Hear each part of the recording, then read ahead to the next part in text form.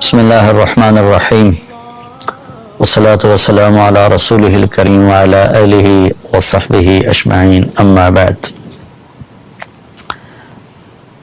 محرم کے حوالے سے بات ہو رہی تھی، عمر رضی اللہ تعالیٰ عنہ کی تھوڑی سی میں نے سیرت بیان کی۔ اب تھوڑا سا واقعہ کربلا پورا تو تفصیل سے میں بیان نہیں کروں گا، لیکن اس کے اغراض و مقاصد، جو اہل البیت کا مقام، ان کی فضیلت، یہ تھوڑا تھوڑا میں بیان کر دوں گا۔ تفصیل تو اس علماء پورا مہینہ بیان فرماتے رہیں گے، آپ اغراض سنیں جا کر مساجد میں اور کتابوں میں پڑھیں، انشاءاللہ آپ کو فائدہ بھی ہوگا، سبق بھی حاصل ہوگا۔ اللہ کے سب سے محبوب اللہ کے نبی ہیں تو یقیناً آپ کا خاندان بھی سب سے محبوب ہوگا، سب سے پیارا ہوگا۔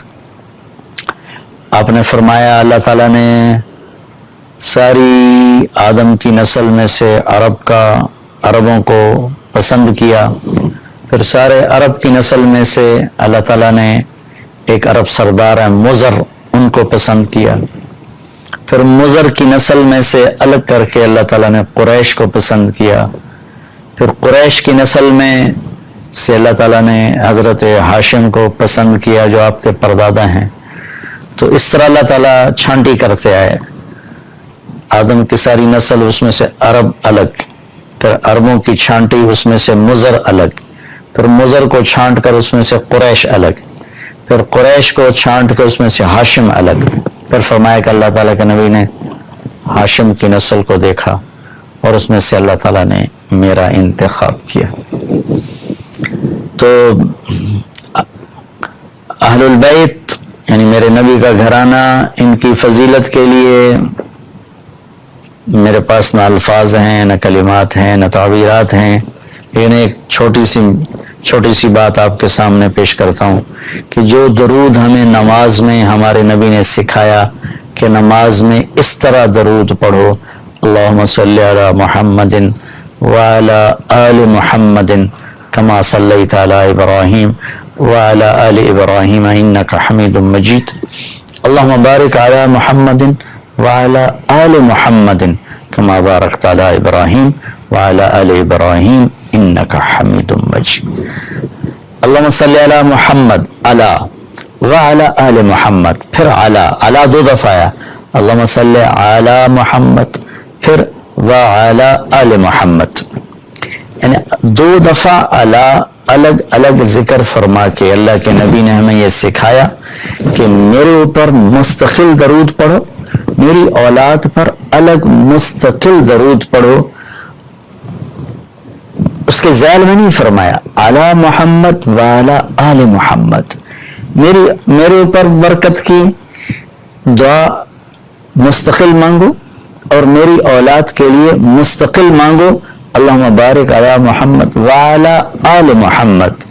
یہ آخری درجے کی بات ہے کہ دنیا میں اللہ تعالیٰ 5 نمازیں ہم پڑھتے ہیں اور ہر نماز میں التحیات میں یہ درود پڑھتے ہیں، اور اس میں ہم اللہ کے نبی کی آل کا، ان کے خاندان کا، ان کی عظمت کا اعتراف کرتے ہیں کہ اللہم صلی علی محمد وعلی آل محمد، اللہم بارک علی محمد وعلی آل محمد۔ یہ کمال درجے کی فضیلت ہے جو اللہ نے اس خاندان کو عطا فرمائی۔ اس خاندان کی عظمت کے لیے اتنا ہی کافی ہے کہ اس میں اللہ نے اپنے محبوب کو چنا اور ان کو اپنا حبیب بنایا، خلیل بنایا، محمد و احمد، ماہی و حاشر، عاقب و فاتح، خاتم، طہ، یاسین، ابو القاسم، حاشر، رشید، ناصر، نصیر، نبی العالمین، رسول العالمین، رحمت للعالمین، کافۃ للناس بشیر و نذیرا، شاہد، مبشر، نذیر، داعی الی اللہ، سراج منیر، ہادی و مہدی، مزمل، مدثر، طہ، یاسین، یہ سب خوبصورت نام میرے اللہ نے اپنے محبوب کو عطا فرمائے، اور جیسے ان پر اپنی نظر کرم فرمائی ایسے ہی ان کی گھر پہ اللہ تعالیٰ نے اپنی نظر کرم فرمائی کہ بیگمات کے بارے میں فرمایا ازواجہ امہاتہم، میرے نبی کی بیویاں تمہاری مائیں ہیں، ولا ان تنکحوا ازواجہ من بعدہ ابدا، میرے نبی کے دنیا سے جانے کے بعد ان کی بیگمات سے نکاح نہیں ہو سکتا کہ آپ کے جانے کے بعد بھی نکاح باقی ہے۔ ہر آدمی کے جانے کے بعد نکاح ٹوٹ جاتا ہے، بیوہ عدت کے بعد جس سے چاہے جہاں چاہے شادی کر لے، لیکن میرے نبی کی بیگمات کو یہ عزت حاصل ہے، ان کا نکاح باقی ہے۔ پھر اللہ نے اپنے نبی کو پابند کیا وَلَا أَن تَبَدَّلَ بِهِنَّ مِنْ أَزْوَاجٍ وَلَوْ أَعْجَبَكَ حُسْنُهُنَّ، میرے محبوب بس یہی آپ کی بیویاں ہیں، اس کے علاوہ اب آپ اور کسی عورت سے نکاح نہیں کر سکتے، نہ آپ ان کو طلاق دے سکتے ہیں، نہ ان کے اوپر آپ اور کوئی شادی کر سکتے ہیں۔ بیگمات، پھر اولاد، آپ نے فرمایا لوگوں کی نسل چلتی ہے بیٹے سے، میری نسل چلے گی میری بیٹی فاطمہ سے، اور آپ نے ارشاد فرمایا کہ سیدہ شباب اہل الجنت الحسن والحسین، جنت کے نوجوانوں کے سردار ہیں حسن اور حسین، اور آپ نے فرمایا علی مجھ سے ہے میں علی سے ہوں، اور آپ نے فرمایا فاطمہ بضعۃ منی، فاطمہ میرے جسم کا ٹکڑا ہے، جس نے اسے دکھ دیا اس نے مجھے دکھ دیا، جس نے اسے خوش کیا اس نے مجھے خوش کیا، اور آپ نے فرمایا کہ فاطمہ تو اور میں اور یہ دونوں یعنی حسن اور حسین اور یہ جو سویا ہوا ہے، پورا واقعہ سنا دوں، پوری حدیث۔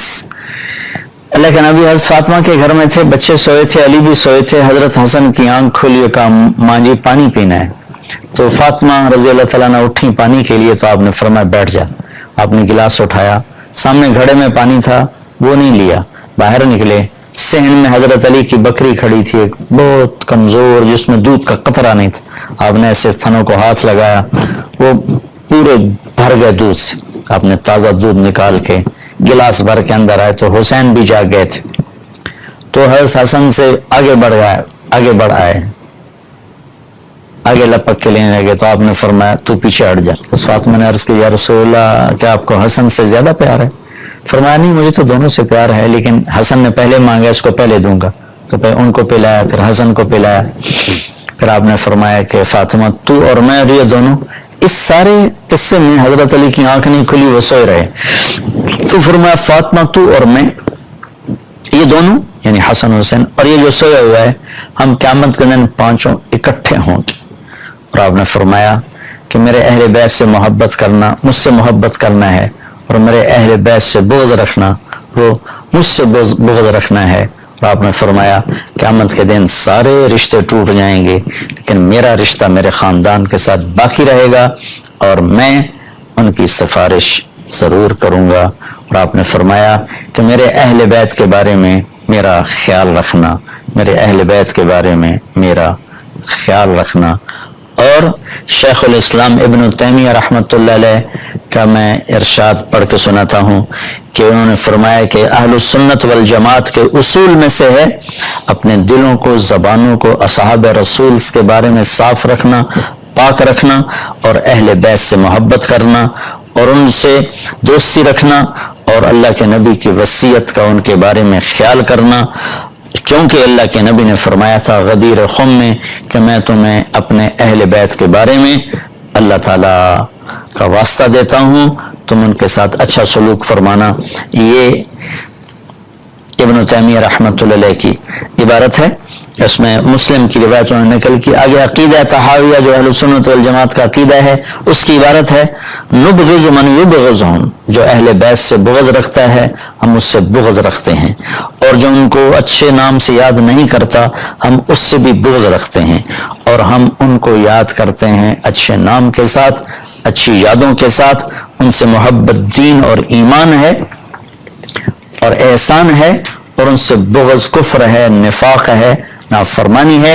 اور پھر فرمایا جو اللہ کے نبی من احسن القول فی اصحاب رسول، میں اس کو عربی میں بھی پڑھ دوں، نبغض من یبغضہم وبغیر الخیر یذکرہم ولا نذکرہم الا بخیر وحبہم دین و ایمان و احسان وبغضہم کفر و نفاق و طغیان۔ اس کا ترجمہ میں پہلے کر چکا ہوں۔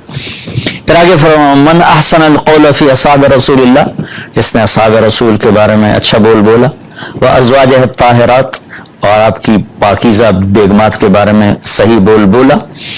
وَأَزْوَاجِ الطَّاهِرَاتِ مِنْ كُلِّ دَنَسٍ، جو ہر برائی سے پاک، ہر گندگی سے پاک. وَذُرِّيَّاتُهُ الْمُقَدَّسِينَ مِنْ كُلِّ رِجْسٍ، اور آپ کی پاکیزہ اور مقدس اولاد کے بارے میں جس نے اچھا بول بولا وہ نفاق سے، منافقت سے بری ہو گیا.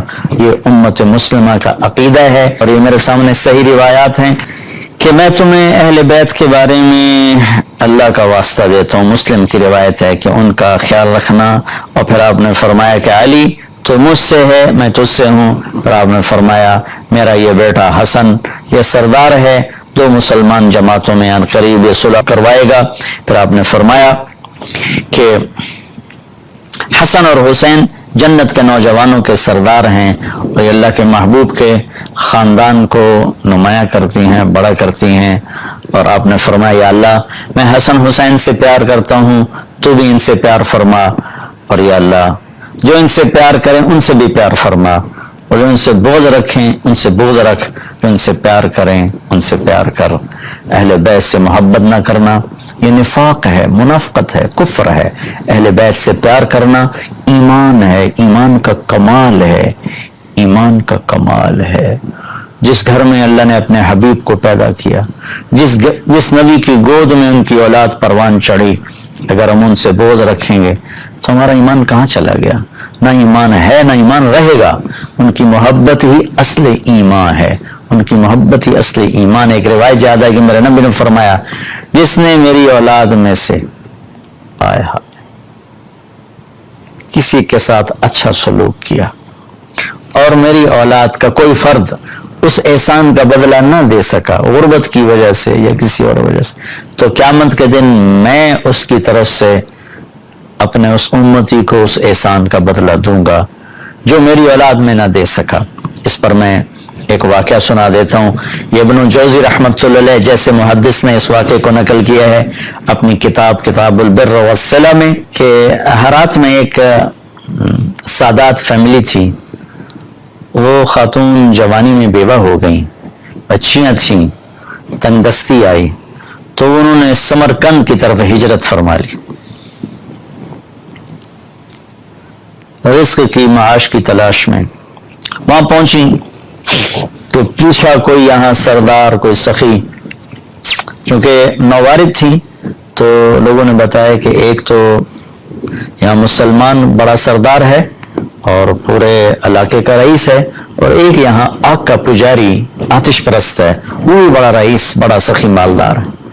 تو انہوں نے سوچا کہ میں غیر مسلم کے پاس کیوں جاؤں. وہ مسلمان کے پاس گئی اور اس سے فرمایا کہ میں آل رسول ہوں، پردیسن ہوں، میری بچیاں ہیں، مجھے ٹھکانہ بھی چاہیے، کھانا بھی چاہیے. وہ سردار کہنے لگے تیرے پاس کوئی، عام طور پر جو اہل البیت ہیں ان کے پاس لکھا ہوا نسب نامہ ہوتا ہے. میں نے کئی گھرانوں میں ماشاءاللہ دیکھا اللہ کا رسول تک ان کے سارے آبا کے نام لکھے ہوئے. تو کہا تیرے پاس کوئی سند ہے؟ اس نے کہا بھائی میں تو پردیسی ہوں، غربت کی ماری میں کہاں سے سند دکھاؤں. تو وہ کہنے لگا یہاں تو پھر ہر دوسرا آدمی کہتا ہے میں سید ہوں، آل رسول ہوں. تو اس نے کوئی اچھا جواب نہیں دیا.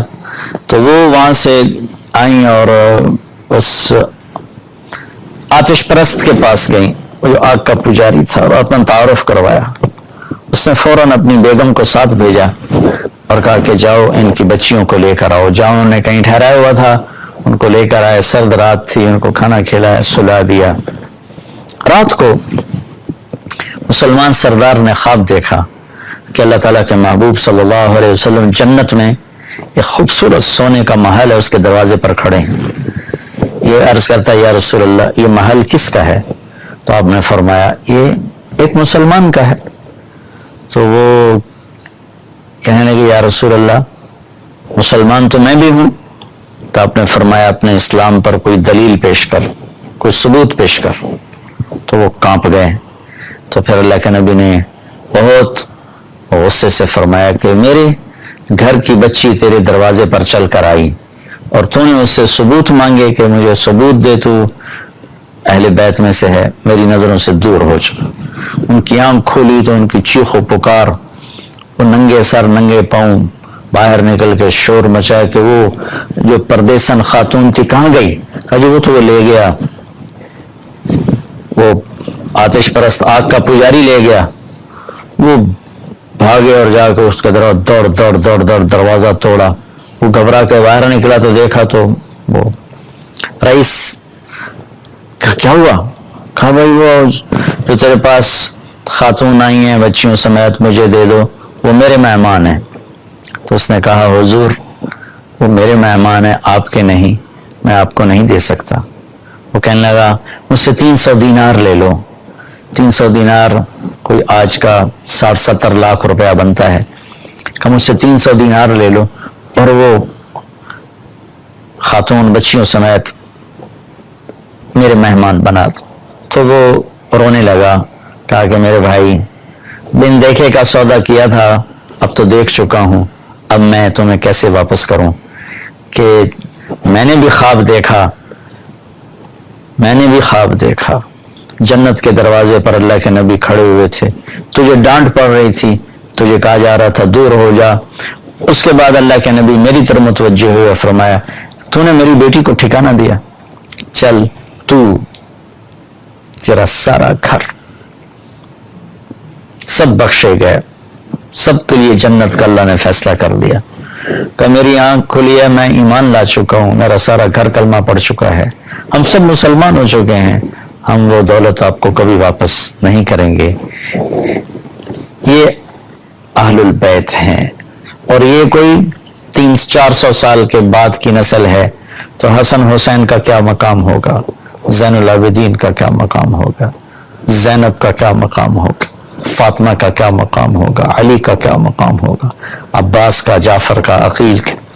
آل و رسول ہیں حضرت عباس کی اولاد، حضرت علی کی اولاد، حضرت عقیل کی اولاد اور حضرت جعفر کی اولاد۔ ان 4 حضرات کی اولاد کو آل رسول کہا جاتا ہے، اور پھر اس میں سب سے عالی شان ہے جن کا سلسلہ حضرت حسن حسین یعنی حضرت فاطمہ سے چلا۔ حضرت علی رضی اللہ تعالیٰ عنہ کے حضرت فاطمہ کے بعد آپ نے 7 شادیاں اور کی، ان سے بھی آپ کی اولاد ہے، وہ بھی اہل البیت ہیں چونکہ حضرت علی کی اولاد ہیں، ان پر بھی صدقہ حرام ہے۔ لیکن جو مقام حسن حسین کو حاصل ہے جناب فاطمہ رضی اللہ تعالیٰ عنہ اور جناب رسول اللہ صلی اللہ تعالی وسلم کی نسبت وہ اور کسی کو حاصل نہیں۔